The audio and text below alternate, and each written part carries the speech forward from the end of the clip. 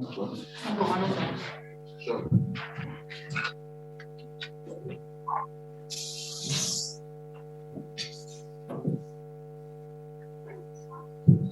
Thank you very much, our first Deputy General Secretary, Comrade Solima Paila. And those were the messages that we received from the international community. As the comrades will remember, ours is that of the international, it's that of the continent. It's not only national, but also broader than that. Comrades, we will be moving to the next messages of support. And the message of support we'll be receiving at this point in time. It's from the African National Congress. We are going to receive a message from the National Chairperson, of course, he's also a member of the Central Committee. But at this point in time, he's leading the delegation of the African National Congress. Comrade National Chair, over to you. Thank you very much, Program Director, National Treasurer Joyce Mulobe Morupa, to the leader of the party, the General Secretary, Comrade Blade Nzimande, National Chairperson Centenary, First Deputy Secretary Solima Paila, Second Deputy Secretary Comrade Chris, Deputy Chairperson Comrade Tulas,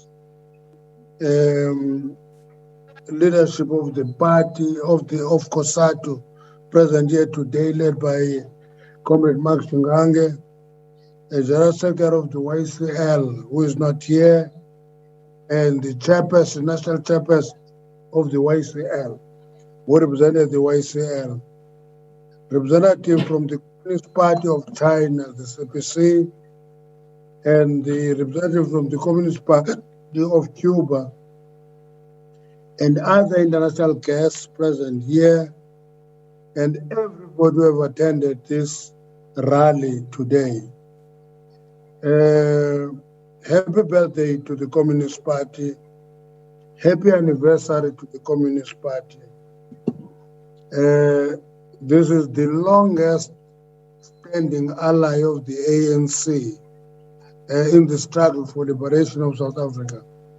And so it is correct to always remind ourselves of the Black Republic thesis as marking a concrete formation of that alliance, in appreciating that socialism cannot be built when the majority of the citizens are actually oppressed.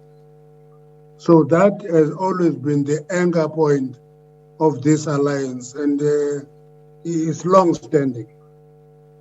This rally comes while we continue to grapple with the effects of the pandemic of COVID-19, especially the third wave that is with us now. Last week, we just resolved to ease some regulations so that the wheels of the economy are not brought to a standstill. The vaccination program is gaining momentum, and we hope to succeed and improve the current rate so that we achieve our desired goal of herd immunity. At least over 7 million South Africans, which is just over 10%, have actually been vaccinated. Opening the vaccine to economically active section of the population will improve the overall performance of the economy, and therefore live to our commitment to protecting lives and defending livelihoods. In recent period, in addition to the pandemic, we just experienced the worst devastation to the economy in two of our major provinces, which together host 50% of the African economy, KwaZulu-Natal and Gauteng. And I think one of the key lessons there is that the more we diversify the economic centers in South Africa, the better the country is. I think our comrades from China will tell us that when the growth in China in 1991 dropped to 4.3% and almost collapsed, all Deng Xiaoping ordered them to do was to open the West. And that triggered growth that translated to 14% growth. And that 14% growth almost led to economic overheat. And therefore, it tells us this crisis has actually instructed us to begin to open the economy to a number of provinces and not have the concentration that characterized the apartheid economy. This orchestrated looting can never be trivialized, and we should resist any temptation to do so. And whenever conditions of our people are used to orchestrate nefarious agendas, we should be able to stand up against such agendas. Therefore, the party has a responsibility to remind us theoretically that high levels of unemployment and poverty constitute an army, potential army for counter-revolution. Therefore, theorizing the base of the crisis is important for developing an informed response to the crisis. Therefore, the hosting of the Centenary rally is also a demonstration of the resilience of our people and our movement, because in the midst of this lacking dark cloud, we find time and space to reflect on the journey of our revolution. These reflections inspire us to provide solutions to most pressing challenges of our times. Most importantly, the party has always immersed itself with ensuring that there's clarity in bringing upon fundamental change in the lives of our people. It is therefore not exaggeration when we state that we hereby celebrate an indelible effort in serving our people. We celebrate the contribution of many stalwarts of our revolution, the sacrifices and intellectual contribution of the likes of Wisile Mini, Tabo Mfutanyane, Ruth First, Josimpama, J.B. Marx, Ray Alexander, Moses Kotane, Dorothy Nyembe, Chris Hani, Jack Simons, Joe Slovo, Dorota Mann, and many hallmarks of visionary leadership produced by the party. As we mentioned the way, we should think of the collective contribution they have made and the generation that have made the Communist Party what it is today. Socialism is the future. We must build it now. We must actually begin to concretize that slogan, because if we don't, we'll be marking time. The SACP has endured many challenges in this course of 100 years. At inception, the party had to deal with lack of acceptability from our ANC in particular. I don't know if many of the communists remember that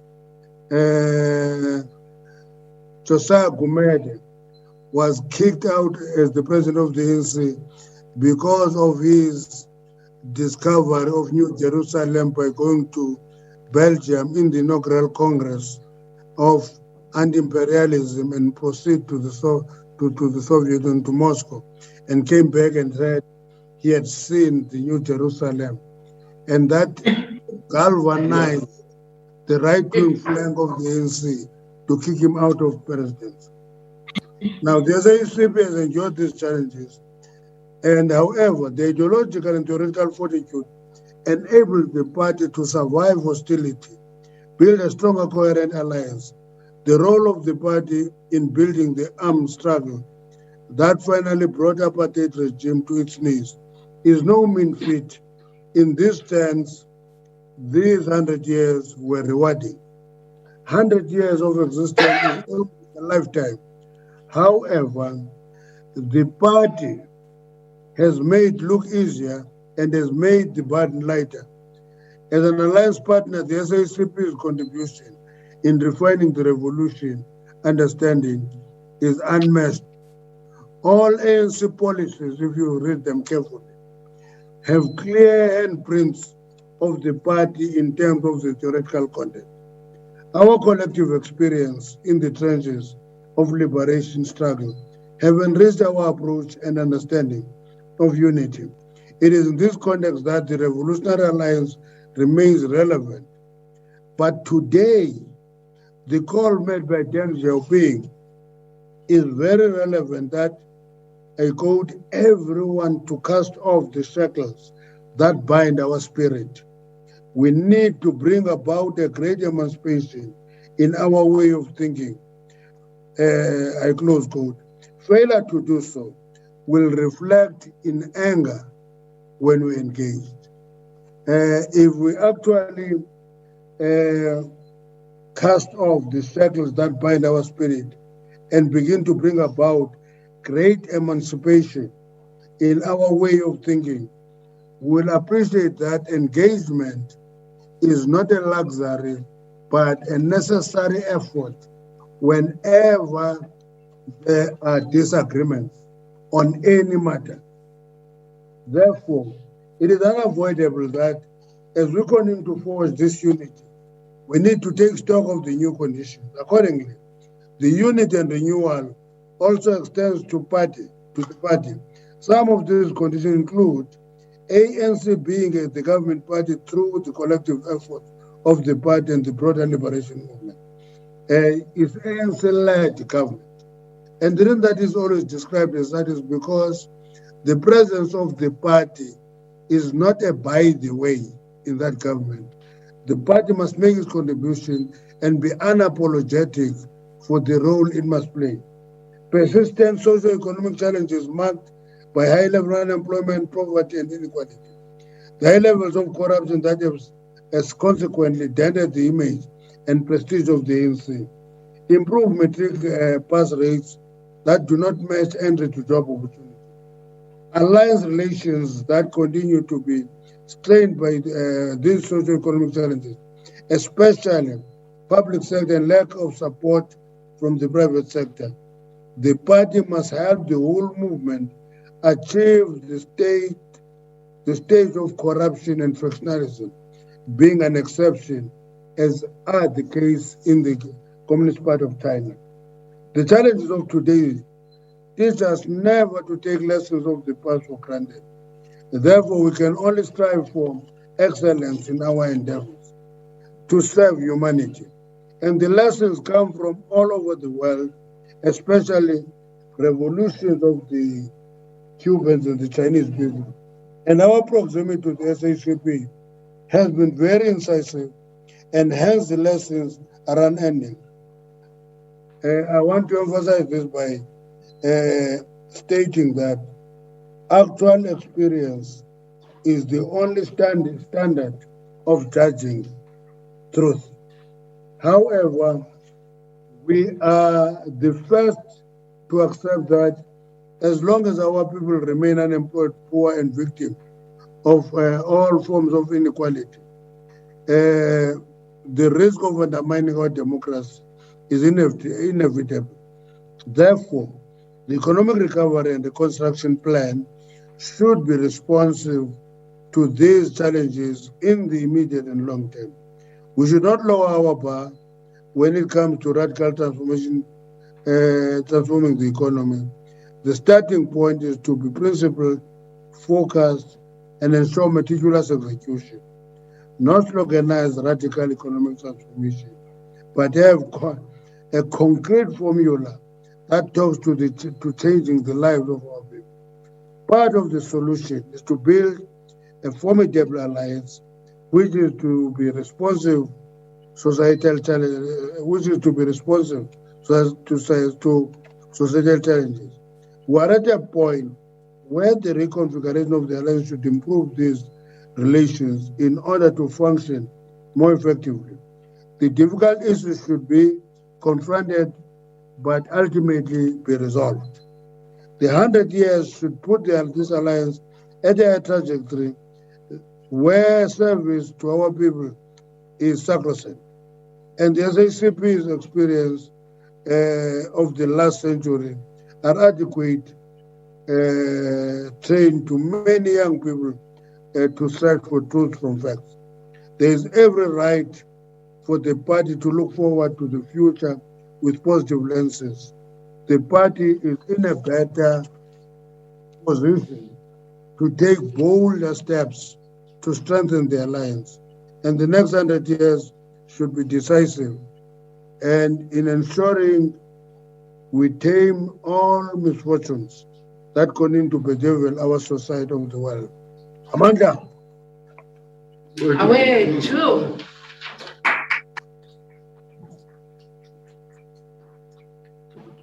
Thank you very much, National Chairperson, Comrade Nzimande. We really thank the message, and we have even noted sincerely not to lower the bar in the transforming of the economy. That's a very important message.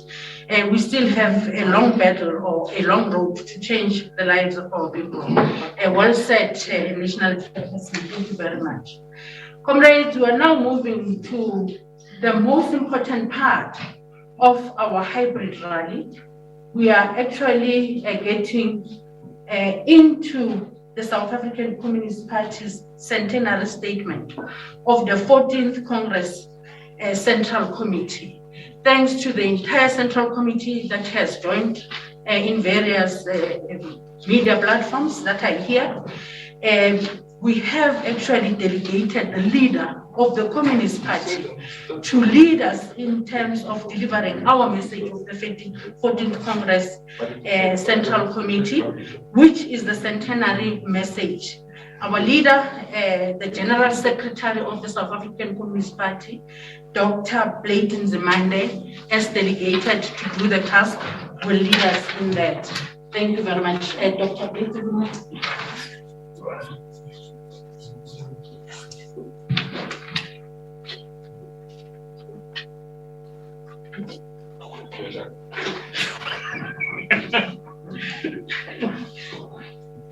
Thank you very much, Comrade Joyce Moropa, our National Treasurer. I'll take off my cap in respect and honor to all the communists who came before us. Let me greet our National Chairperson, Comrade Sowana Senzeni,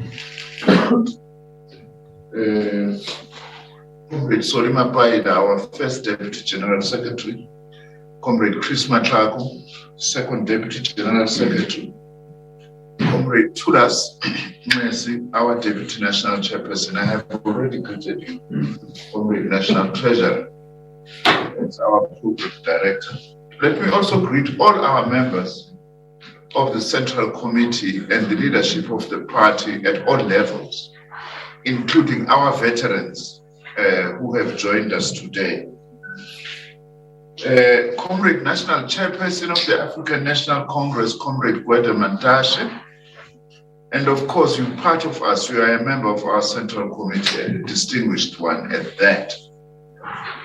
Comrade Mike Shingange, the first Deputy President of COSATU, our hosting Provincial Secretary, Comrade Themba Mthembu of the Moses Mabhida Province,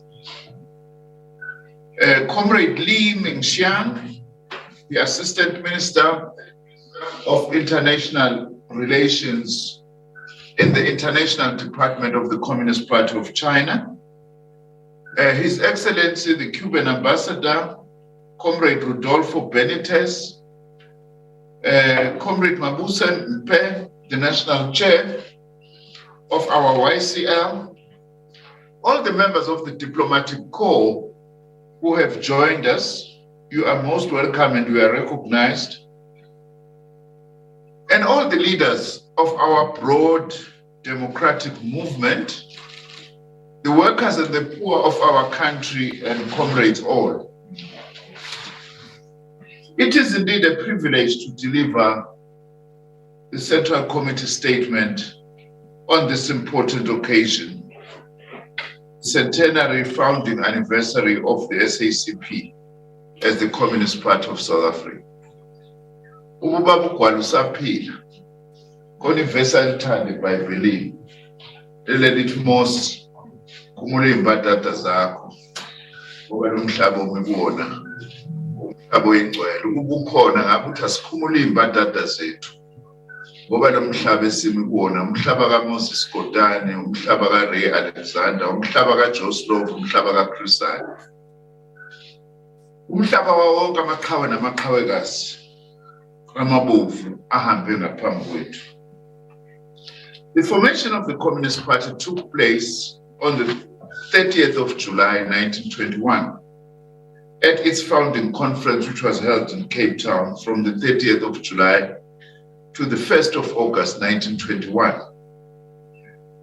What I'm presenting today is an abridged Central Committee statement prepared for delivery here. We will make both this abridged speech I'm going to give, and in the coming days we are going to be releasing our full centenary statement, which is longer than what I'm going to say today.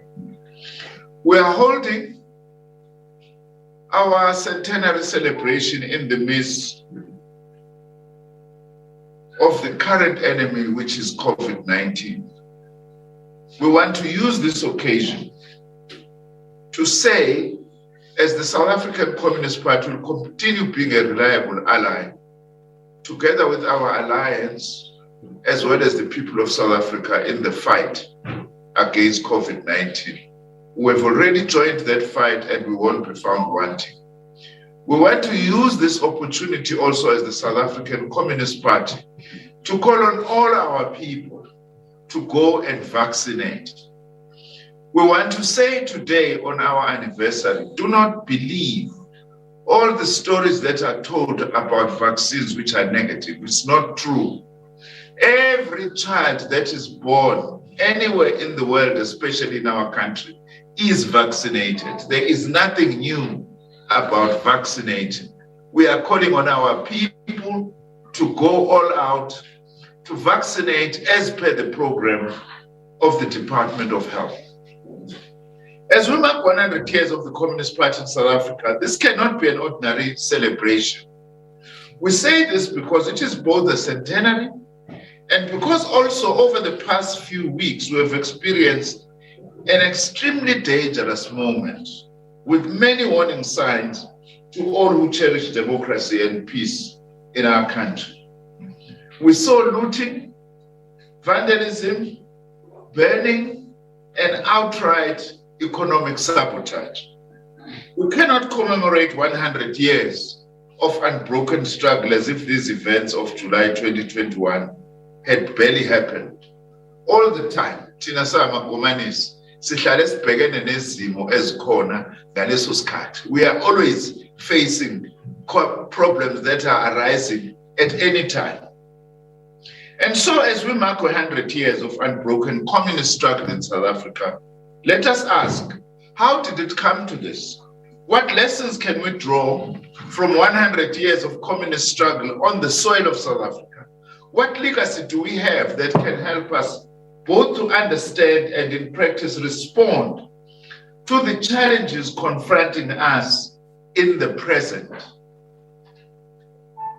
We must not be in denial of the challenges we face, but nor should we underestimate the most enduring contribution that the Communist Party in South Africa has made, both in theory and in practice. This decisive contribution has been the party's elaboration of the critical relationship between national oppression and capitalist class exploitation. Awukho umbutho odlula thina ekuchazeni nokuthi abantu bakithi baqonde ukuthi ukucindezelwa komuntu omnyama ngokwebala uxhumene kangakanani nendaba yokuxhashazwa emsebenzini njengabasebenzi.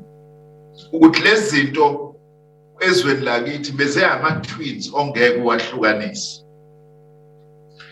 Also, our contribution in elaborating between the relationship between racialized patriarchal oppression and the hyper-exploitation of black labor, between the legacy of decades of white minority rule and the persisting subordination of our country as a crisis-ridden semi-periphery within an imperialist-dominated global system.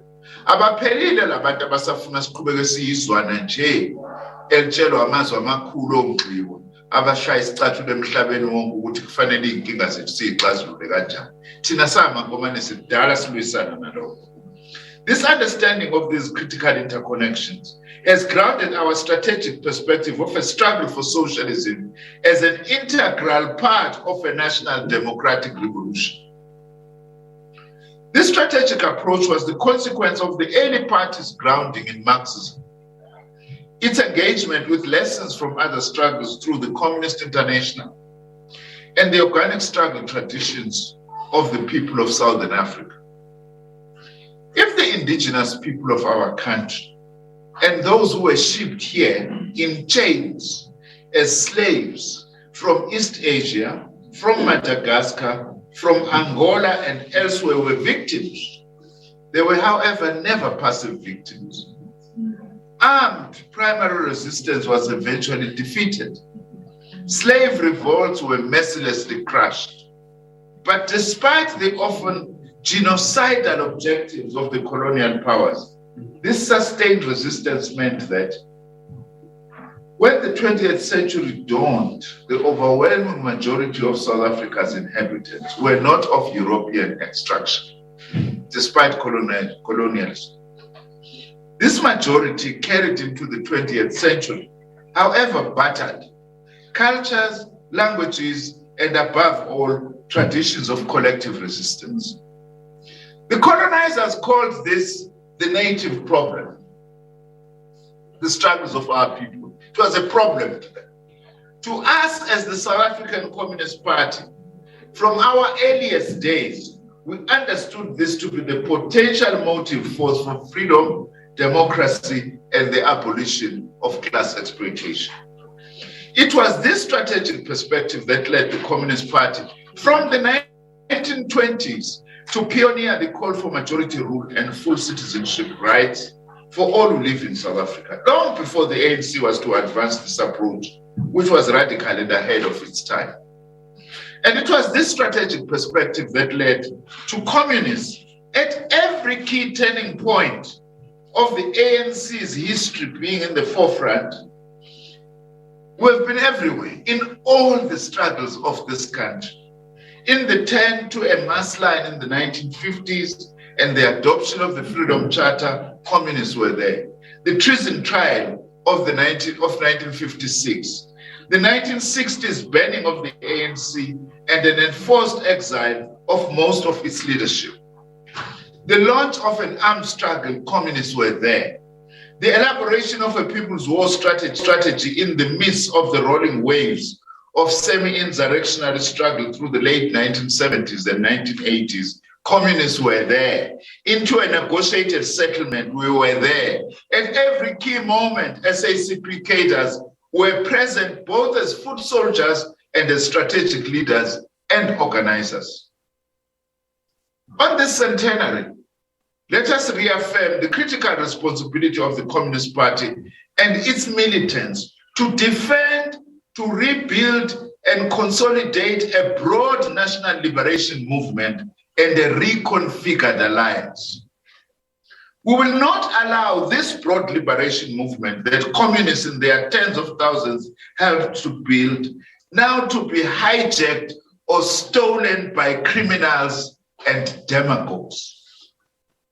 Ngeke sikuvume samakomanisi ukuthi lo mbutho wethu wenkululeko osuwakhe ngokuchitheka kwegazi elingako ukuthi webiwe amasela kanye nabanye abasebekhathele ukuthi siqhubeke nomzabalazo wokwenza impilo yabantu bakithi kube ngcono. Ngeke sivume ukuthi umzabalazo wethu untshontshwe yilabo asebefuna ukufida izisu zabo.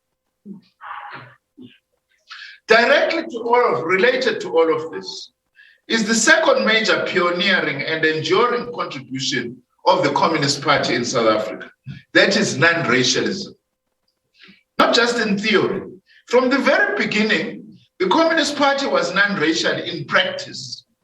In fact, until the late 1940s and a short-lived Liberal Party, the Communist Party was the only political formation in South Africa with an active non-racial membership. Whites and blacks were equal members together in struggle. Through the 1920s, 30s, and 40s, this non-racial membership faced persecution, endured police detentions, prison terms, and together faced and fought back against the fascist thuggery of anti-communist grey shirts who sought to break up party meetings and anti-pass law protests. Black and white militants learned from each other, and developed a lasting tradition of collective non-racial leadership.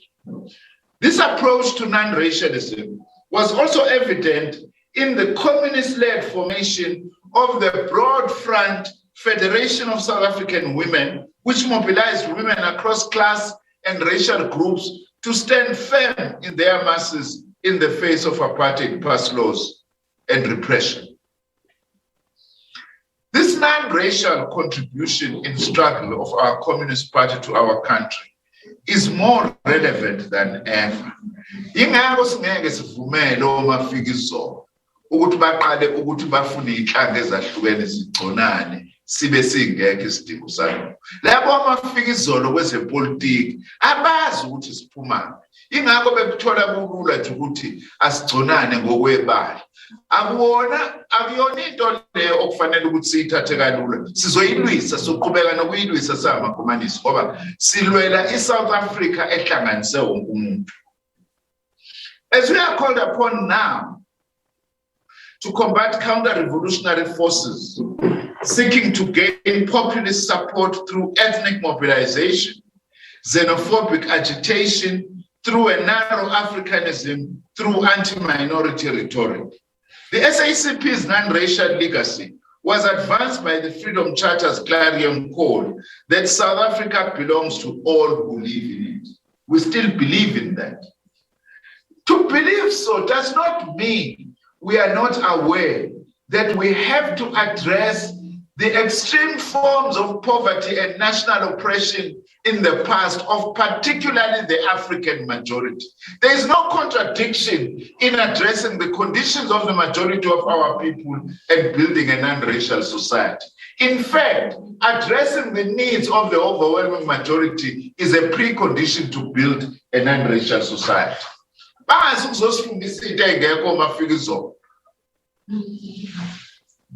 Let us defend this legacy of non-racialism with as much determination as ever before. These cornerstones of party strategy and practice have in turn laid the basis of the other major pioneering legacy contributions of the Communist Party. Through 100 years of communist struggle, our party cadres have been first in sacrifice. We number thousands of martyrs. Our first being Johannes Kosi as our provincial secretary of KZN, who was brutally shot and killed in December 1930 in the struggles against past laws. Our late General Secretary, Comrade Chrisan, who was brutally and cowardly assassinated on the 10th of April 1993. And tragically, the roll call of party martyrs continues beyond the democratic breakthrough of April 1994, including Comrade Ubombe Mpumalanga. Esingazi namhlanje ukuthi wabulawa elwani kodwa siyazi ukuthi wayelwisa inkohlakalo. It is from the platform of this history, this 100-year legacy of theory and struggle, that we must approach our own immediate reality and situation, including the most recent events. In fact, what happened recently, this destruction we've seen, is part of a counter-revolutionary conspiracy. That's why we want to say, uma kukhona kulabo bantu abazabalaze silwisa amabhuku, abanalo ilungelo ukuthi ngoba nabazabalaza silwisa amabhuku, namhlanje abazobulala lo mbuso wethu wentandweni. Mangabe wawumholi wethu obalekile kutha waqhubeka izolo wawuyena. Mangabe usuthengisa namhlanje umthengisi, ngeke sithi ngoba wawuzabalaza izolo uyaqhubeka nokuzabalaza. Uma ufuna ukubulala le democracy elwelwa abantu bakithi namhlanje, umdayisi, umuntu okungafanele sikuthathe njengokuthi ulwela inhloso zabantu bakithi. Njengoba soyichaza le ndaba manje uma sihlaziya lezi zinto ezisanda ukwenzeka, lokushisa nokuzama ukuthi kucekelwe phansi impahla ngendlela okwenzeka. This insurrectionary violence and turmoil of early July was both planned and promised, sometimes brazenly by those behind it, It was at once well-funded, relatively professional, but hopelessly inept strategically. The plotters deliberately triggered and then lost control over a wave of mass looting, mostly by the most marginalized strata in our society. But shopping malls were not the prime target of the conspiracy itself.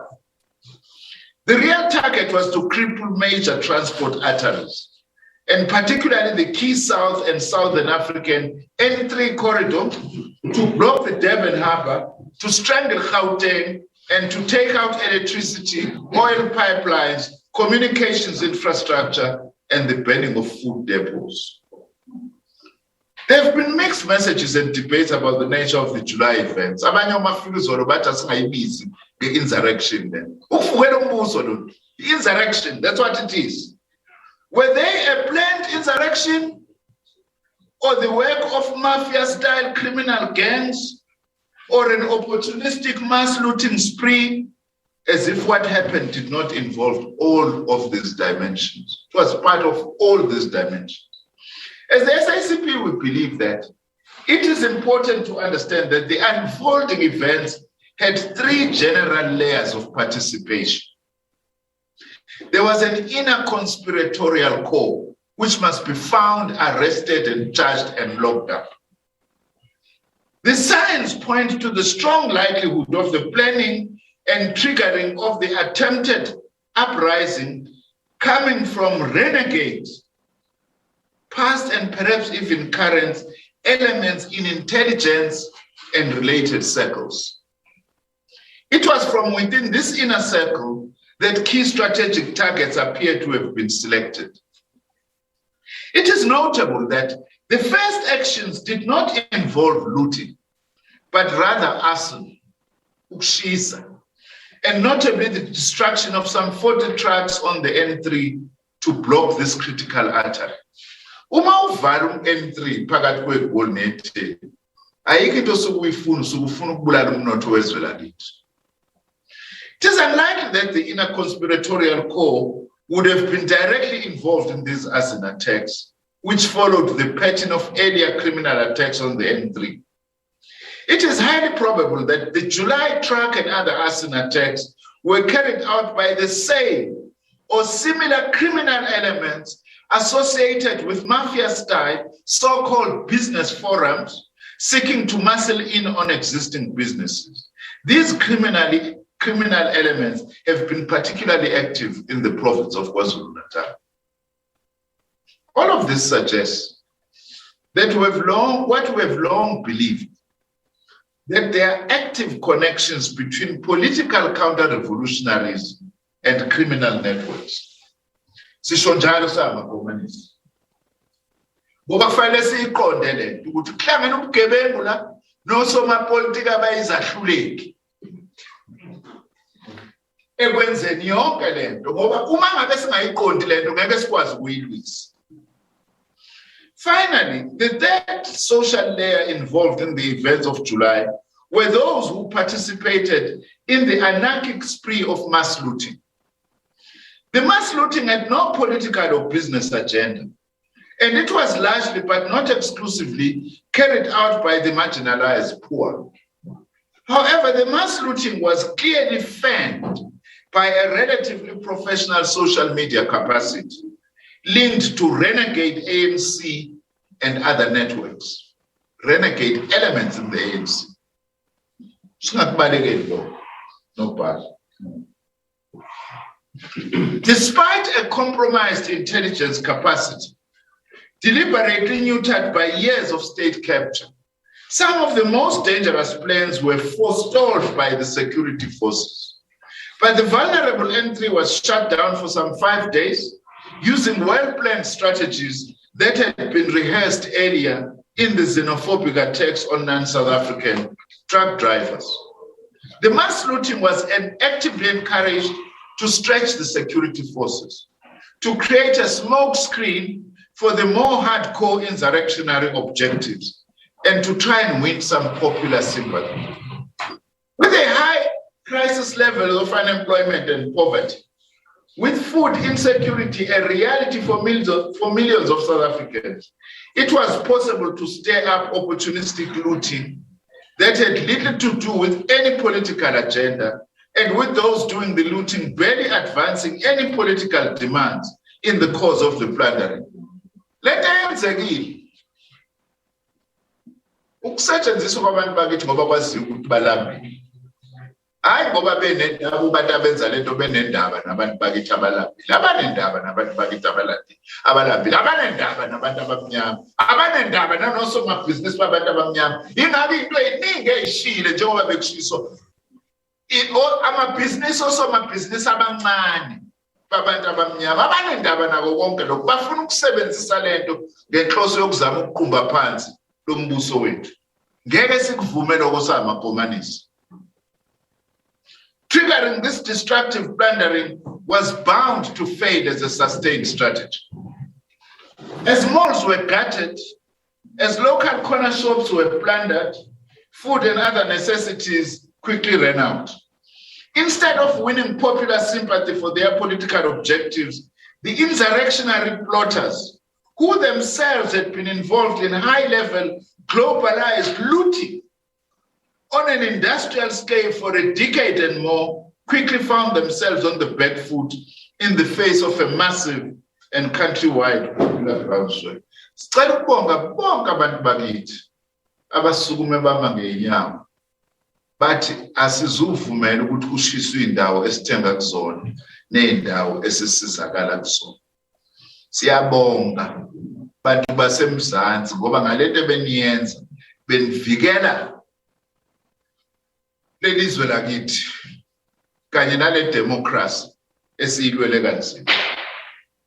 Workers in the trade union movement, Comrade Shindanda, understood that jobs were being lost, many of them permanently. The taxi industry, so these forces had no support from the trade union movement.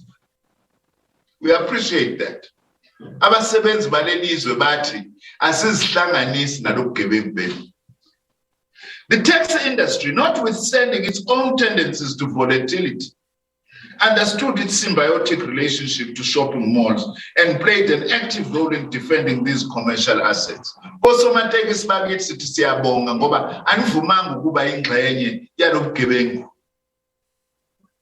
Informal workers trading in and around shopping centers were collateral victims. Traditional leaders spoke out and sought to dissociate themselves and their supporters from any ethnic mobilization, either for the Zuma-related political adventurism or for the looting. Religious formations condemned the mass looting and the attack on the rule of law. Above all, it was local community policing forums, neighborhood watches, community action networks that had sprung up in the midst of the COVID-19 pandemic, and spontaneous volunteer groupings that protected neighborhoods and community assets. Ngiyayikhohlwa le comrade esathi uMasivakashile no Deputy National Chair Social Move, iyona eyayihamba phambili, was a cadre in the midst of the 1985 struggles against apartheid. He subsequently left the country to join MK. He was in the forefront of leading the struggles to defend and not for the malls to be destroyed in social movement. We say thank you to cadres like those. You are true revolutionaries.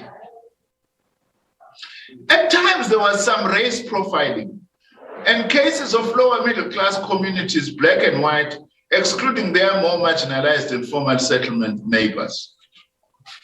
In a few localities, there was ugly criminal vigilantism, like in Phoenix, in Durban. That vigilantism was carried out in the main by some criminals within the Indian community. It would be reckless of us to then go out and condemn the entirety of the Indian community, because that would be playing into fanning ethnic chauvinism against the Indian community.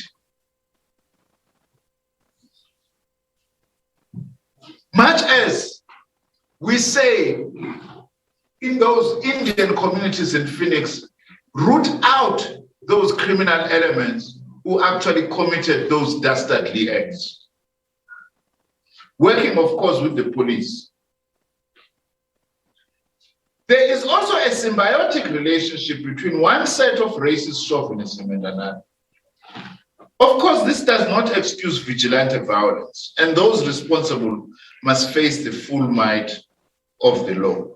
The SACP salutes the role played, particularly in Phoenix, by the Young Communist League defending non-racialism, the rule of law, and our democratic constitution in a very challenging situation. But negative features were not the dominant reality of the nationwide response. Beyond the critical KZN Gauteng axis, the insurrection plotters failed to trigger an expansion of the mass looting to other provinces. Generally, ANC structures in all other provinces stood their ground, partly from principle and partly for their own regional reasons. In the case of pockets of the so-called RET sympathetic elements who might have been tempted to feign chaos in their provinces, the popular backlash against the looting in KZN and Gauteng would have been a definite damper. In Parliament, President Ramaphosa actively united all political parties but one. And in the Western Cape legislature, all political parties supported the defense of democracy, the constitution, and condemned the looting and violence. What were the objectives of the conspirators?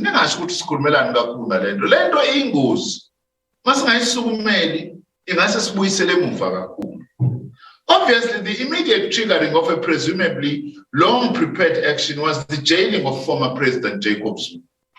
The first objective was to prevent his going to jail, and when they were caught by surprise, they then attempted to secure his immediate release.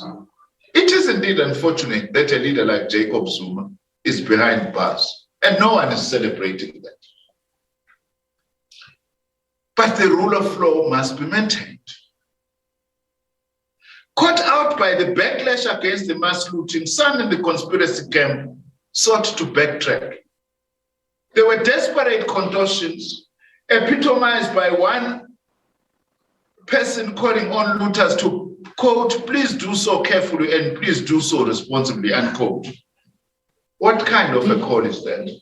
A ridiculous plea which sought simultaneously to distance itself and to support such other similar calls, like an inflammatory quote as well, a posting, Moy River, we still see you, Amandla. One disgraced character ostensibly acting on behalf of MK veterans who had previously boasted they would never allow Zuma to go to jail, now vaingloriously delivered a 14-day ultimatum to President Ramaphosa to release Zuma or face some unspecified consequences. It was an indirect admission that this network of degenerates was behind the chaos in the first place.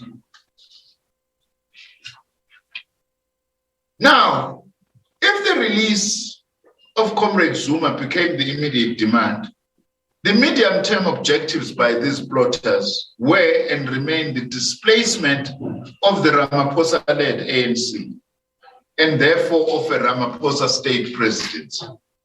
Reversing progress being made within the ANC to clean itself up and to hold the slowly gathering momentum of the criminal justice system in dealing with state capture, crime, and corruption.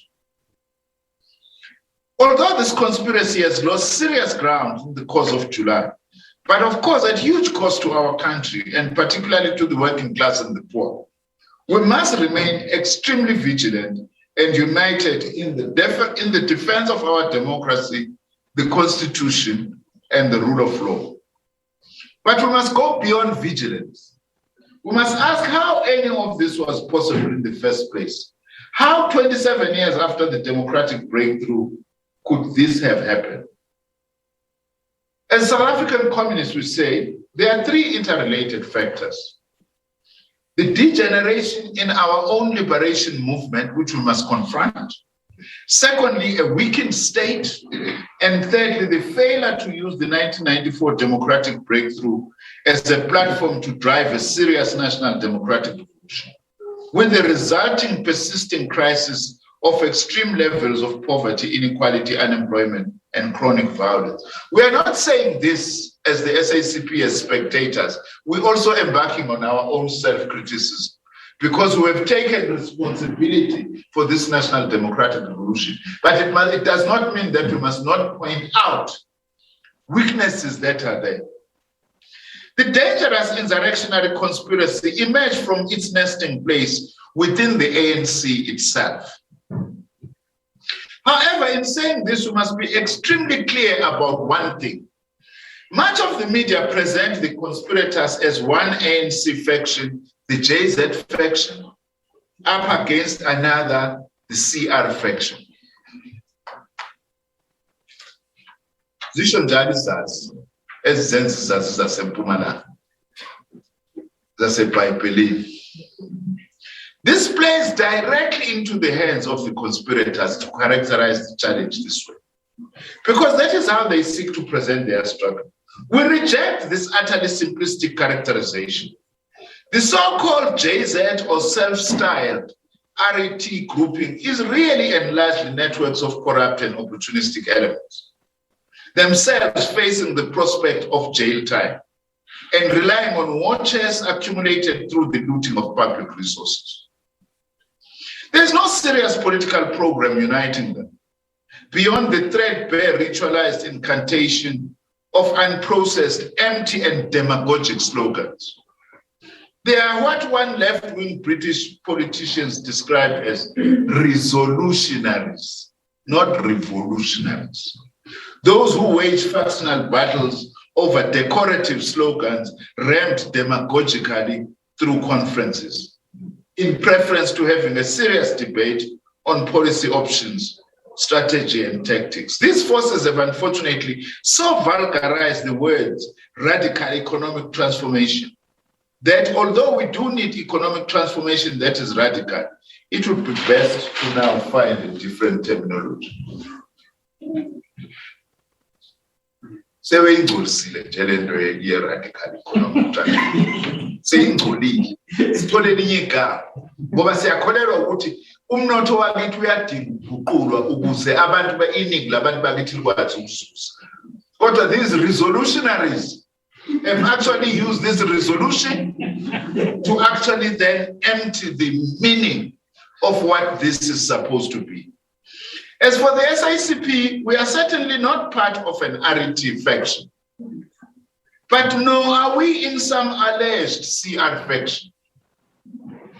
We support the Ramaphosa-led leadership of the ANC in its defense of the rule of law, of our constitution, and in the effort to rebuild the ANC on a principled basis. Siyameseka umongameli kaKhongolose, uComrade uMatamela Cyril Ramaphosa, eholeni kwakhe uKhongolose ukuze uKhongolose ukwazi ukuyinuka amakhwapha nokuthi uzikline ube clean. Ukhiphe konke ukungcola osekuye wakhula kwawukhula ngaphakathi embuthweni. Thina samakomane siyakweseka lokho ngoba sibe ingxenye njengoba sikhuluma 100 years namhlanje wokwakha lo Khongolose. We support the ANC and the Ramaphosa leadership and work with it in the struggle to reconfigure the alliance as an effective force on the ground. But we reserve the right to be critical. And indeed, we are critical.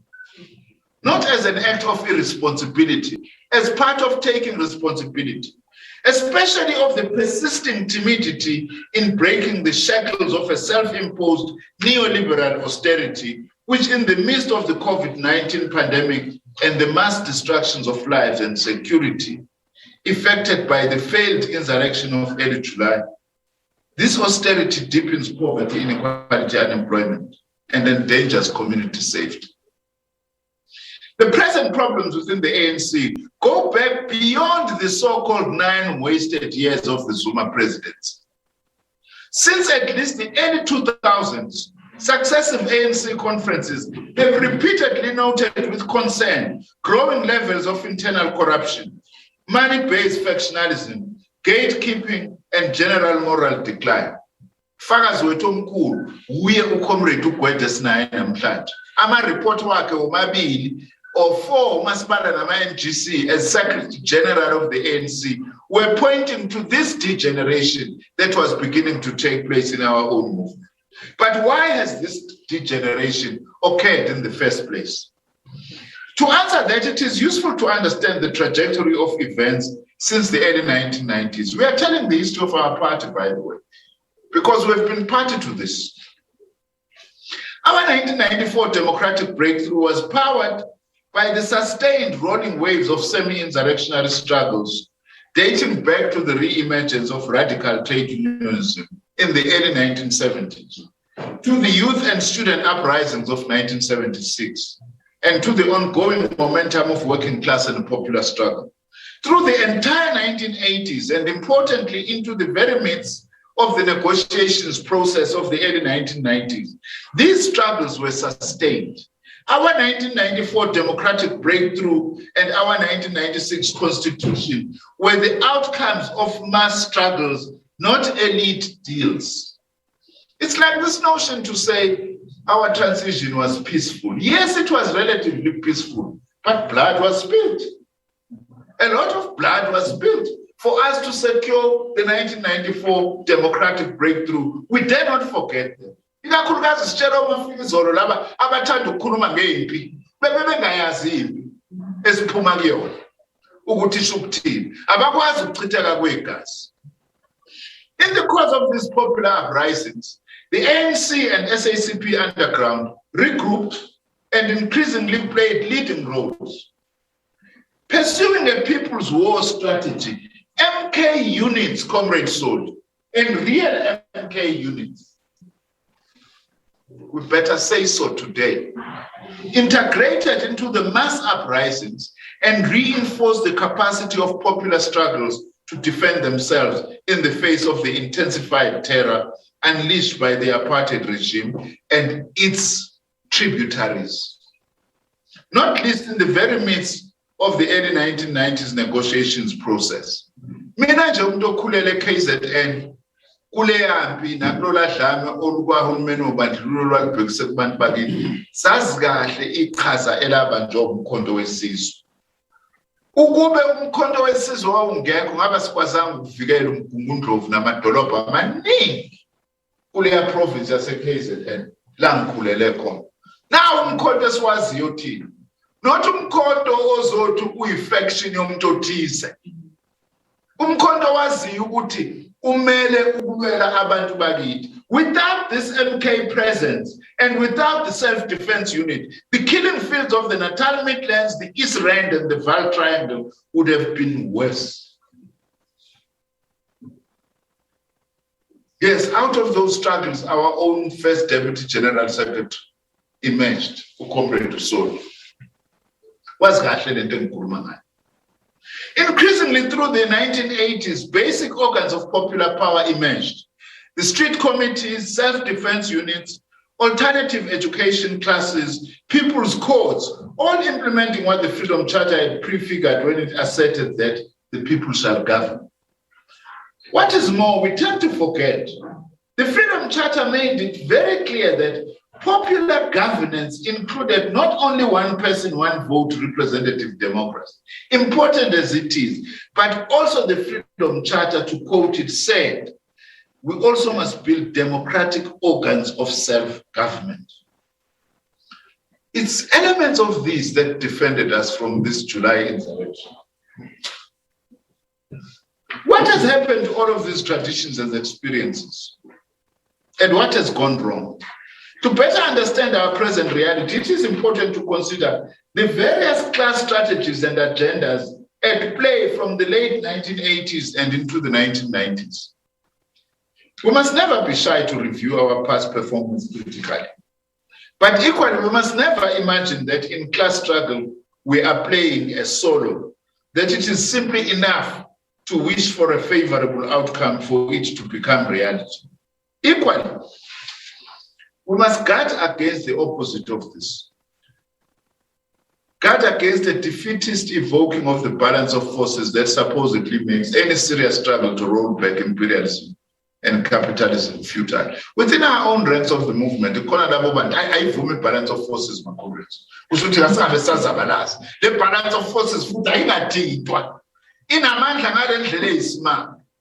we can't also be following that route. Yes, the balance of forces do care, but also through mass struggles, the balance of forces can be changed in favor of the people. That is how we defeated the apartheid regime, which had seemed invincible in the 1960s and the early 1970s. In the 1990s, imperialist forces did not stand by idly while the negotiated transition was underway here in South Africa. Institutions like the IMF and the notorious US headquartered Goldman Sachs were very active in their own way in our country.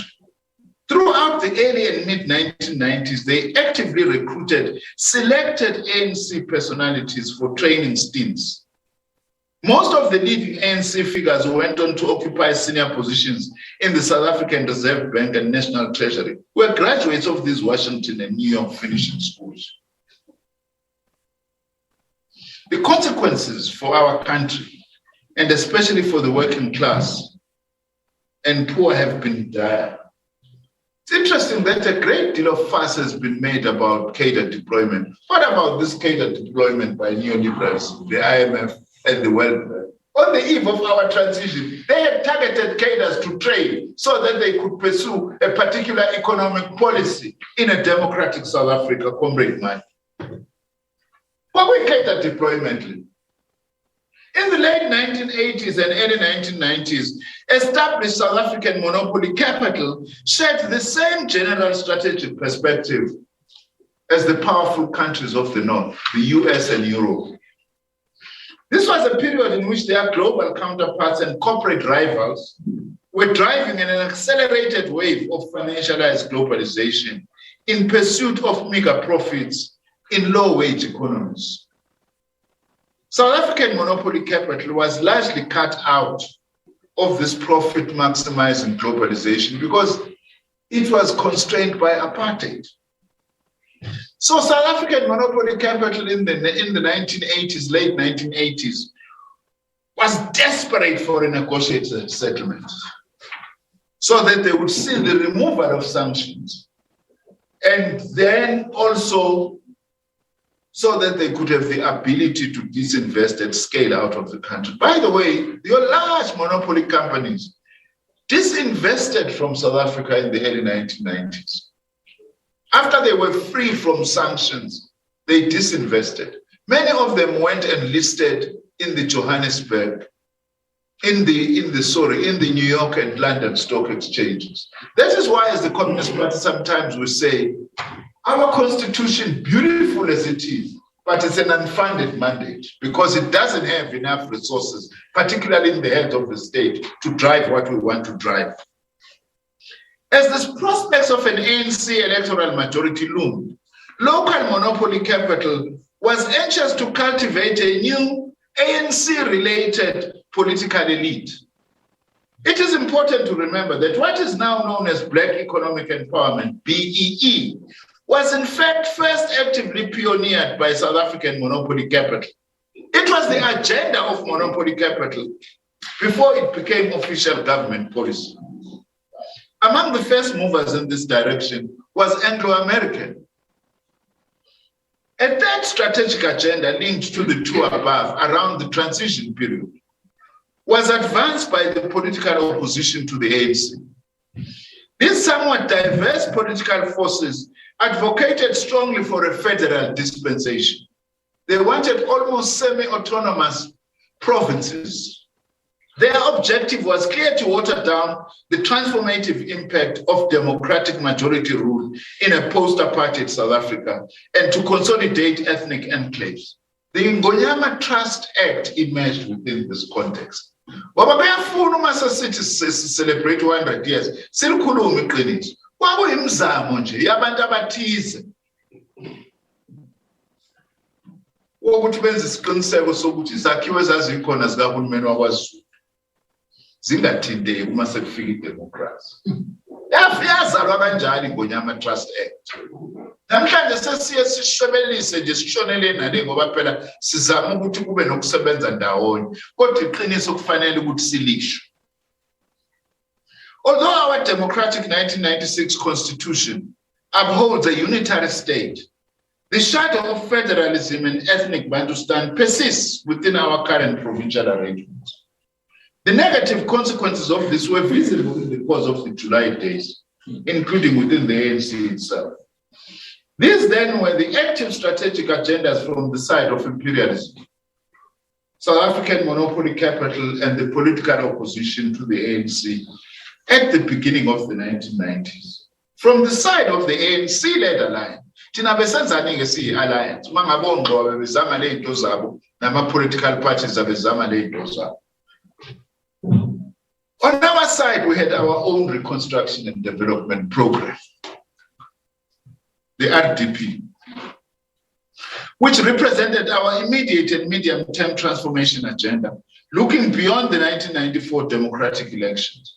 While the RDP might have been an uneven document, but it represented a strong programmatic commitment to major structural transformation of South Africa's political economy. Excuse me. Cheers to all this. And cheers to the RDP and the centenary of the SACP. The deepening divisions became even more apparent within our own ranks, by the way. Not long after the adoption of the RDP, not long after the 1994 democratic breakthrough, with the Treasury announcement of a self-imposed shock therapy in the name of GEAR, which to us was a neoliberal macroeconomic package in 1996. And this GEAR was imposed on allies, by the way. Comrade Mandela apologized for this imposition afterwards and said it was wrong to have imposed this. And it was a wrong policy, which was also unnecessary. We want to repeat that. That is why we say the problem does not start just with the Zuma presidency. There were problems prior to that. And there were things that we did as a movement, which we feel as the SACP we should not have done if we were to confront poverty, inequality, and unemployment in our country. A key adjunct of the GEAR strategy from the then dominant grouping within the ANC and government was also to actively use state resources and pressure to create a supposed standalone new black capitalist class, as if our revolution was mainly about a black capitalist class. GEAR plus elite BE were in effect the adoption of the neoliberal and elite-packed agenda of monopoly capital, but dressing it up now as official government and ANC policy. The active promotion of black capitalists, we were not saying we were not going to have black capitalists in South Africa, but it was not the primary goal of our revolution. The primary goal of our revolution was to change radically the circumstances of the majority of the people of our country, especially the workers and the poor. Now, the active promotion of this agenda was about transforming the class composition, the morality and orientation of the ANC movement, and to marginalize the working class and the poor. We need to assess the impact of this policy on our movement and to what extent it has also laid the foundation and the seeds for the degeneration inside of our own movement. We cannot understand the degeneration of the ANC in the later period of industrial scale looting of the state capture years without looking back to the mid-1990s and early 2000s. Where was the SACP in all of this? To understand the party's positioning at, for instance, the 2007 ANC National Conference, it is important to understand the preceding years. By the way, even this economic policy of the ANC prior to 2007, from 1996, created tensions inside the ANC itself. And those tensions reached a particular crescendo at the 2007 Bulukwane Conference. Those who felt left out felt that it was their time to eat. From the early 1990s, there was a very deliberate attempt from within leading quarters of the ANC to marginalize and perhaps even liquidate the SACP. Comrade Mantashe, this did not end, unfortunately, with Josiah Kumende. There were elements of this in the early 1990s to try and marginalize the SACP. Not complaining, we are merely telling this history for what it is. Long before the Zuma presidency, state resources, including intelligence resources, were deployed against the SACP. We know that. And we've raised this. This was at the national level. In provinces also, the abusive relationship directed at the party comrades was often more extreme. Faced with this offensive from the mid-1990s, the SACP deliberately embarked on two major endeavors. The one was strategic and the second was organizational. Let me focus on the organizational take. The strategic one, by the way, was to adopt the programmatic slogan of socialism is the future, build it now. We adopted this in 1995, not out of an accident, because we understood it, as we are going to say later, that the path of the national democratic revolution can only succeed if it has got a socialist type orientation. We want to repeat that. The NDR can only succeed if it's got a socialist type orientation, not a capitalist type orientation, not in a country like South Africa.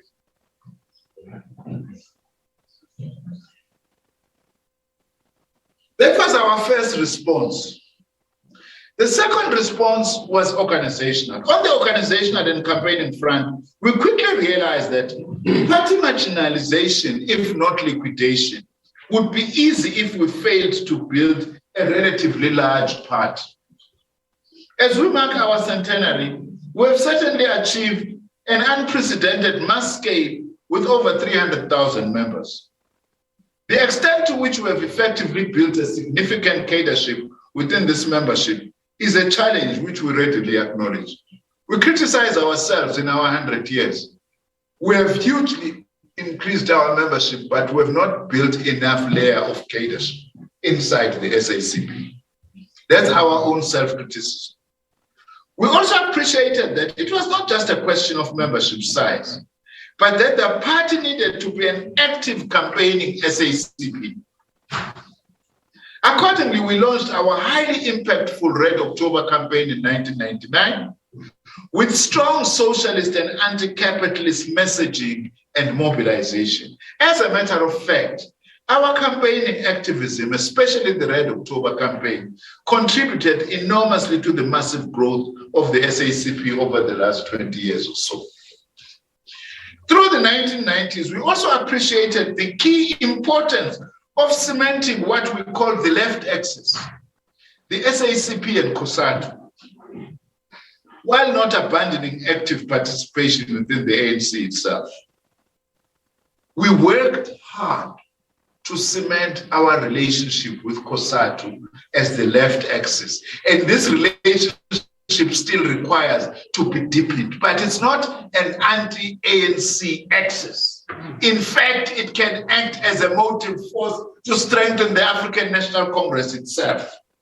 This left axis became particularly important in the struggles against privatization of key state resources in the wake of the adoption of GEAR.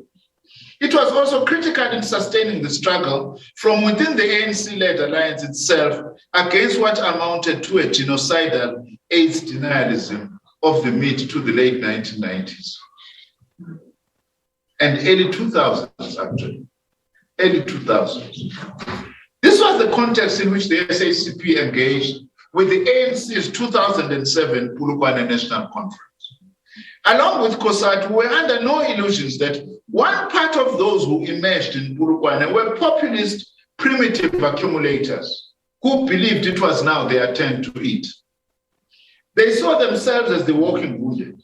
Some were from provinces where much of early state capture was pioneered and who now aspire to carry their endeavors to the national stage. We cannot allow responsibility for selling oneself to the highest bidder for the multi-billion looting of public resources, for eroding the democratic sovereignty of our country, to be obscured by presenting oneself as a sorry victim of supposed conspirators. This thing of some people seeing themselves as victims is a problem, or presenting themselves as victims is a problem. We have never presented ourselves like that in our struggle, by the way, historically. Even as the oppressed black majority never presented itself as victims, much as they were being victimized, seriously so, by apartheid. Against the recent sad attempts at drumming up populist sympathy, we must forever uphold the example of Comrade Chris Hani, who was the target of numerous real, not imaginary, assassination attempts, and the real victim of the ultimate victimization. And yet, Comrade Hani never ever presented himself, nor would he want us to remember him now as primarily a victim. Angavuka kwavutsho nyana. Uma ngabe sithi wabayi-victim nje, yes, wabayi-victim wabulawa, but he never carried himself as a victim, as if there were hundreds of conspiracies coming from all over the place towards him.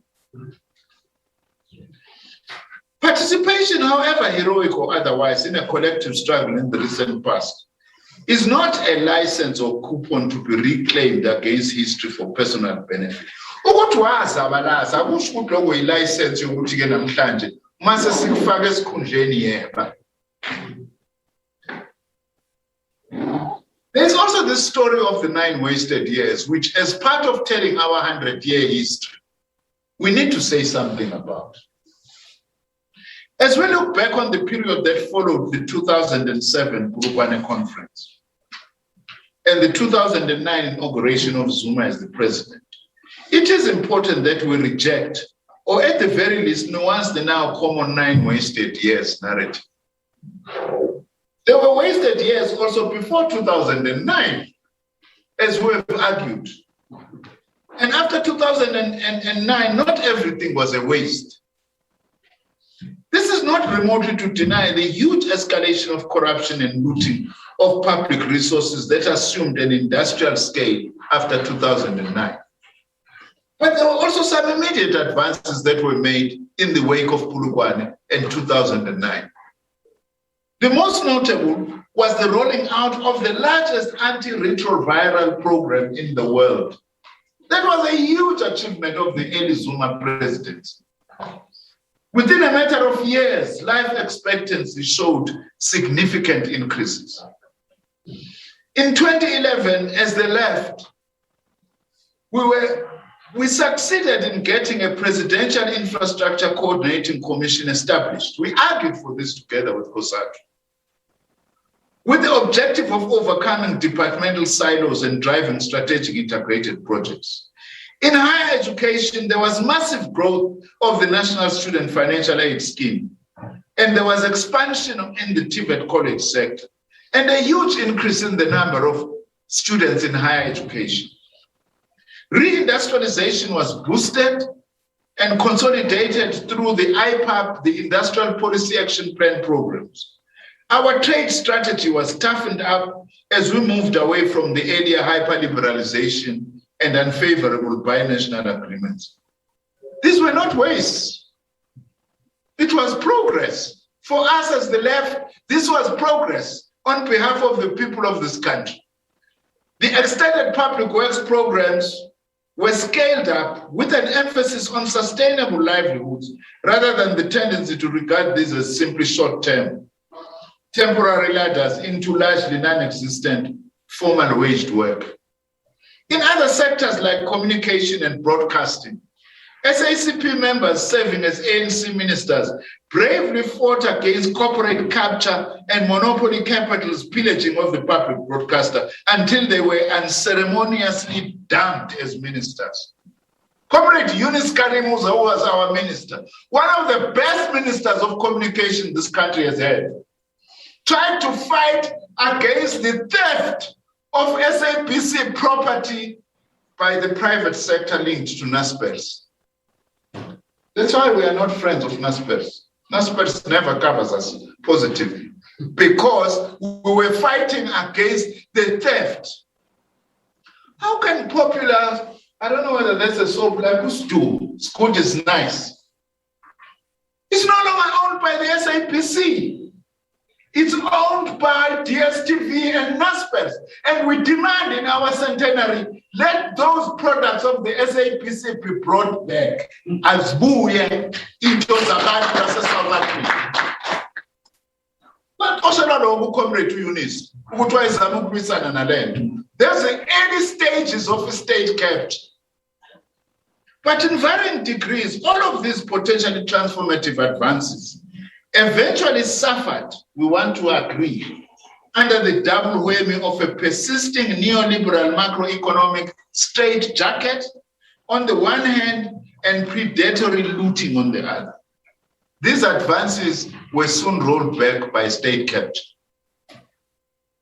Deprived of budgetary support, both the industrialization drive and public employment programs could never go to sufficient scale. Early successes in driving a major strategically integrated infrastructure build program was killed by the weakening of the state-owned enterprises like Eskom, Transnet, and PRASA. Hey, webiwa kulama state-owned enterprises, inkampani zethu zikahulumeni, webiwa ingathi kusasa liseka. Kwabulala zonke lezi zinto esasithi ziza kahle emva kwa-2009. There are lessons for us all, including, of course, the SACP, to draw from this experience. We are not saying we are angels as the South African Communist Party. Not at all. We've made our own mistakes and we'll own up to those.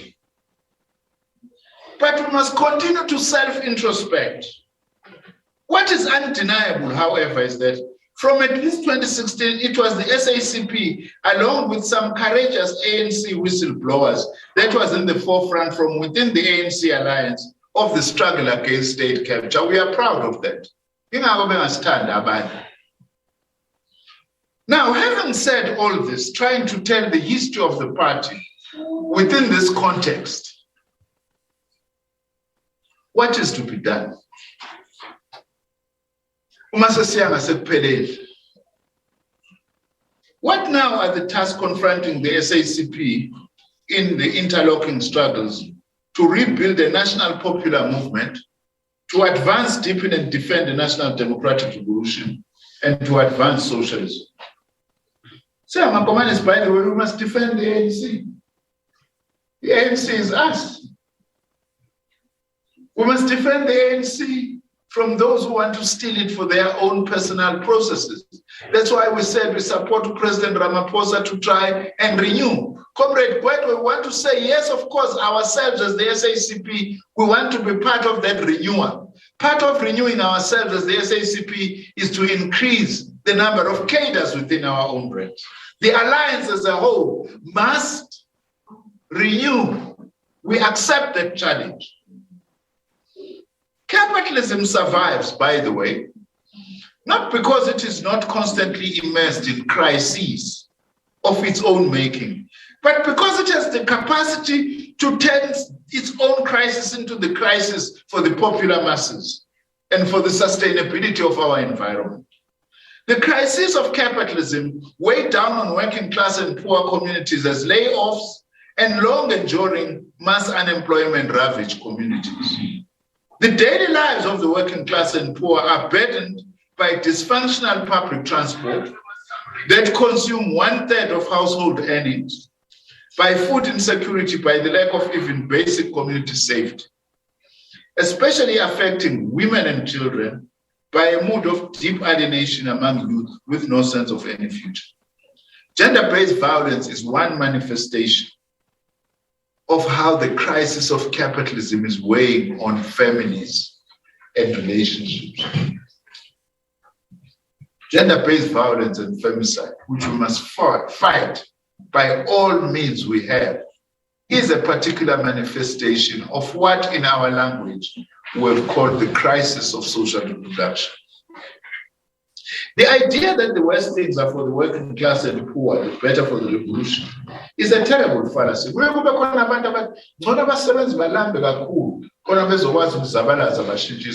Asikwazi ukuzabalazela ukuthi iRwanda liwe sithi abantu abalambe ngokuma belamba ngoba abantu abalambile bangavuka kwesinye isikhathi uthola ukuthi basetshenziswa ngendlela ezingalungile njengoba sibonile manje ngoJulayi abasetshenziswanga ukuthi abantu bakithi izinto ziye phambili esikhundleni saloko isiphindisele emuva. That is why advancing, deepening and defending the national democratic revolution and building capacity for socialism must in the first place be about building social capacity, social resilience, and sustainable livelihoods. We need to note the desperate scramble to take up the pitifully small and temporary 350 rand special COVID-19 grant, which now has been reintroduced. It has been brought back. We welcome this because as the SACP, we have campaigned for the continuation of this grant, not as a solution to everything, but we think it lays a basis, for the basic income grant, which we want. As part of the minimum income guarantee. Public employment programs is one thing that as the SACP, we are of the view they must be made a priority. Let's illustrate this. There are millions of unemployed South Africans, but who are willing and able to work.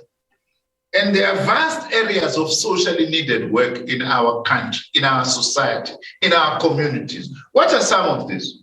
We need more childcare. We need more township infrastructure maintenance. We need more sports coaching in townships and rural schools. We need more community healthcare workers. We need more community-safe workers. We need more shelter care for abused women and for people to work there. We need more community food gardens. We need more of building environmental resilience. All these places can be tackled by increasing public employment. That's our message in this centenary. One of our way out of poverty, inequality, and unemployment is for our government to lead a huge public employment program to absorb our unemployed and especially the youth that is unemployed. We are part of this. We are not saying this on the sidelines. We are part of government. We are part of the state as communists. And we feel we are saying this because we are part also of that responsibility. This requires decisive expansion of public employment programs, as we say. The profits before capitalist labor market is not remotely capable or willing to address this huge challenge. Advancing, deepening, and defending a second, more radical phase of our democratic transition, the national democratic revolution, has become more urgent in the face of COVID-19 pandemic, which is worsening the pre-existing high levels of unemployment, inequality, and poverty. As the SACP, we've driven a lot of campaigns to try and deal with the situation that faces us. For instance, it's crucial to intensify our financial sector transformation campaign, not only to make banks and other financial services institutions to serve our people, but as a key national transformation and development imperative to build developmental state and cooperative banking sectors. We must demonopolize and diversify ownership participation in the financial sector. How big is amabhanga kithi ukuthi ahluleka kanjani? Uhulumeni unawo 200 billion ukuthi uyonekele osomabhizinisi abancane. Ayisebenzanga iningi lale mali. Ngoba amabhanga awakwazi ukusebenza nosomabhizinisi abancane. Ingakho sithi sifuna nezinye inhlobo zamabhanga, amabhanga abantu nama-cooperative banks azokwazi ukusiza abantu abayizamelayo eceleni. Lo mkhankaso sowuqhuba samakomanisi. Sithi abantu baseNingizimu Afrika mabasijoyine nama-allies ethu ukuthi siwuqhube lo mkhankaso ukuthi kushintshwe indlela yokuthi kube namabhange ambalwa ayikhondla kodwa angakwazi ukubenzela lutho abantu bakithi. We must resolutely continue pushing constitutional and legislative development and other executive measures and popular mobilization for the state to speed up land redistribution to enable South Africans to gain access to land on an equitable basis. We need not even wait for the change of the constitution, by the way. We believe that the current constitution gives us as government enough powers to be able to drive land redistribution in our country. Let's push for that. The campaign to achieve access to water and sanitation for all is as crucial as ever. As public servants, by the way, also continue to engage the government on the social wage. In support of the engagement that is going on, the SACP calls for an establishment of an affordable housing program, healthcare program, and education program, Comrade Shingange, to assist the children of public servants to get higher education, for instance. Le impatient zenu zakahulumeni azikakasetshenziswa ngendlela eyiyona engakwazi ukuthi isiza abasebenzi bakahulumeni bakwazi ukuthola imizi, bakwazi ukuthi babe ne-medical scheme abazoyi-afforda, bakwazi ukuthola i-assistance ukuthi bafundise iy'ngane zabo ema-university nasemakolleji. Ingenzeka leyo nto. It's possible. Because if you also look at the government pensions, there are many middlemen, and it's often men, who are just screaming through sometimes dubious investments, when in fact, part of that money, without losing it, can be invested to provide a cushion and a social wage to public sector workers in this country. In focusing on the building of sustainable livelihoods, much greater attention needs to be paid to the solidarity economy, to supporting cooperatives, and to workers in the informal sector. We want to say, so far, our government support for cooperative is welcome. But the problem, we have not realized the set-asides for cooperatives. If you don't set aside particular work, whether it's cleaning townships or whatever, and say, or for that matter, the school feeding scheme being set aside for cooperatives. If you don't do that, you won't build cooperatives. You won't build cooperatives. Good deployment yami ke bese ngihamba ke Comrade Mike nawe Comrade Zulu. Yo train ama co-ops. Angenamsebenzi.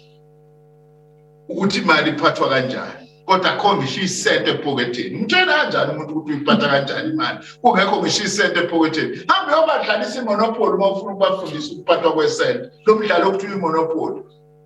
So this thing of set asides for small business and for cooperatives is something that as we start our next century, we must begin to fight for. Also, as the SACP, we are saying, the developmental capacity of our public institutions have been seriously weakened by both state capture and by mindless self-imposed and self-destructive austerity. In the midst of the early July mass looting that we spoke about, the Business Day, the newspaper, suddenly cried loudest about the fact that South Africa now had fewer police than we did 10 years ago, while there were 8 million more South Africans. But just the week before, the very same Business Day is praising budget cuts by government. You're on a Business Day. Amaphoyisa engasanele sekuyiba bakhala kuqala futhi kanti umthethweni lento yokuba yiphephandaba longo kusho ukuthi anikwazi ukubona izinto ukuthi into eyenza ukuthi amaphoyisa angenele is because of these budget cuts and its supporters zonke insuku. We're not saying government is not under pressure financially. In fact, as the SACP we have said, it's not sustainable to be demanding services from a government that is unable to collect enough taxes because the productive sector of the economy is narrow. We understand that as the SACP. There is a limit to which you can push government. But at the same time, you can't just be having just a generalized budget cut on everything in the same way as if we have no priorities. We have called for this in the alliance. Let's agree on our priorities and then say, If we are under fiscal pressure, where do we cut, but also where do we increase in order to turn our economy around? Billions of rands of damage are incurred, and all because we think we are saving money. Of course, we can't throw money at dysfunctional institutions. But at the same time, we have to have priorities, as we say. Developing state capacity must also involve rebuilding the capacity of the state, including the state-owned enterprises, so that they are able to drive a major state-led infrastructure build program. China has managed to do what it has done because of what it did with the state-owned enterprises. Today, it's interesting, even Biden is saying we need a different model. That's why Biden is putting in so much money into infrastructure and to everything. He's feeling the pressure of the successes of the Chinese government in using its state-owned enterprises to lead a huge economic development effort. We do have, our own state-owned enterprises do have that capacity. And we must still focus on rebuilding that capacity. One aspect of the struggle of state capacity, of course, is to build our own national sovereignty. That's why we welcome the struggle led by President Ramaphosa against vaccine imperialism. But there is much more to the struggle to consolidate democratic national sovereignty, including the critical struggle to avoid dollar-denominated debt enslavement to the IMF. Our state financial institutions, including regulatory institutions and the Reserve Bank, are frequently paraded as models of perfection and bastions against state capture. Where they have played a role against state capture, we salute them. And yet there's been a massive failure in these quarters to curb huge financial outflows out of our economy. We are still concerned that the Reserve Bank has got much capacity and much more bigger role to play in the economic crisis that we actually have. We have always said it can't just be chasing the inflation target. The Reserve Bank must also chase the employment targets at the same time. These are the things that in the alliance. And I'm not making my comrades that just tell you, shh, usukhuluma nge-Reserve Bank. Kanjani? Ibhange labantu, ibhange lethu, soyekela nokukhuluma ukuthi sibone ukuthi kufanele ukuthi lenze njani. Now, building state capacity must also mean capacity to discipline and direct private capital. That is why, as the SACP, we're going back to what we have called prescribed assets. Let's direct certain monies in the hands of the private sector into priority investments, especially into the productive sector of our economy. On this solemn, as I move towards closing, on this solemn but celebratory occasion of the SACP's centenary, we affirm what we have affirmed before. The struggle for socialism in South Africa and the national democratic struggle are not two separate struggles. They do not occur in two separate time zones or geographical spaces.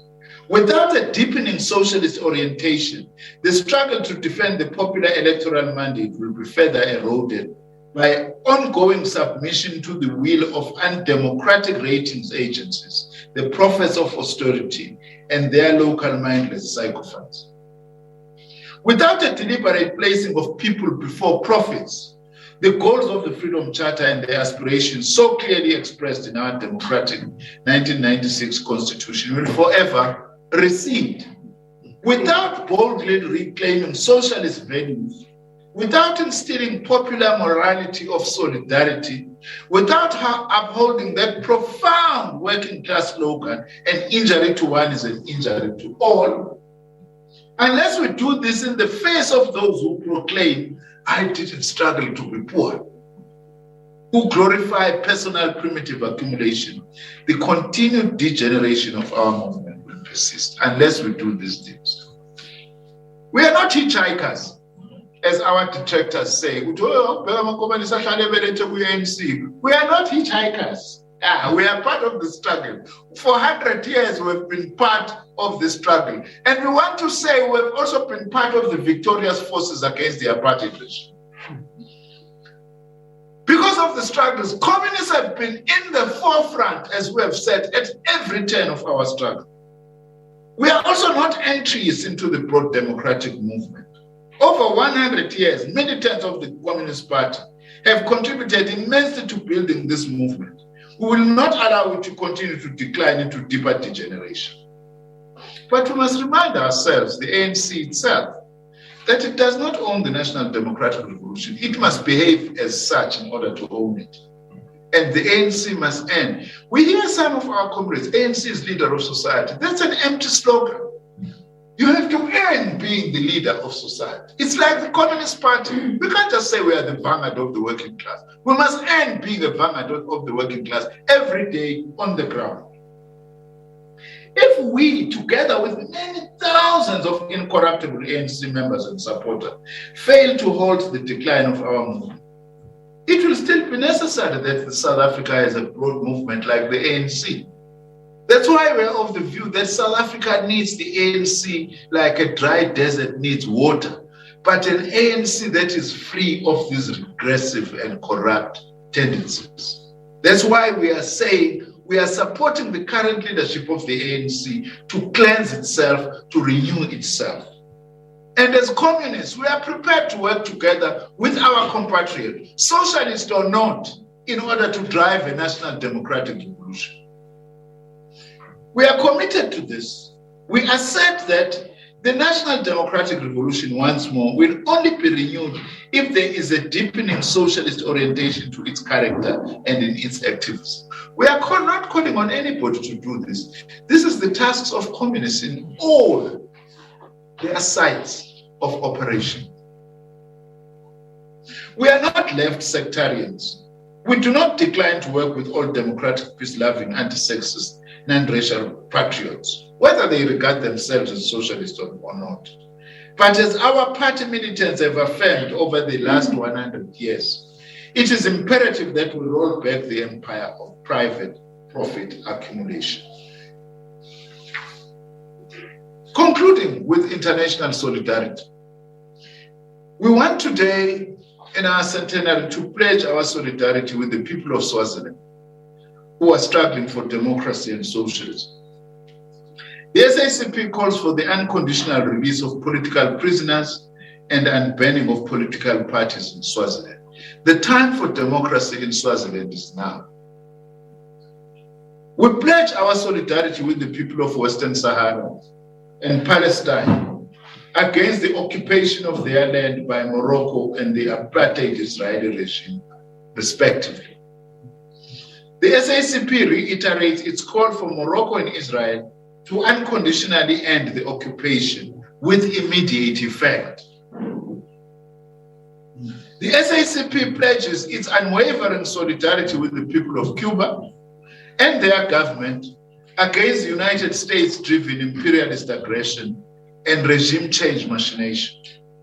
The SACP strongly condemns the additional sanctions imposed on Cuba by the United States Joe Biden administration. We call upon all progressives in the United States, even those who are inside the Democratic Party, to end this aggression against the Cuban people. It's a very strange thing.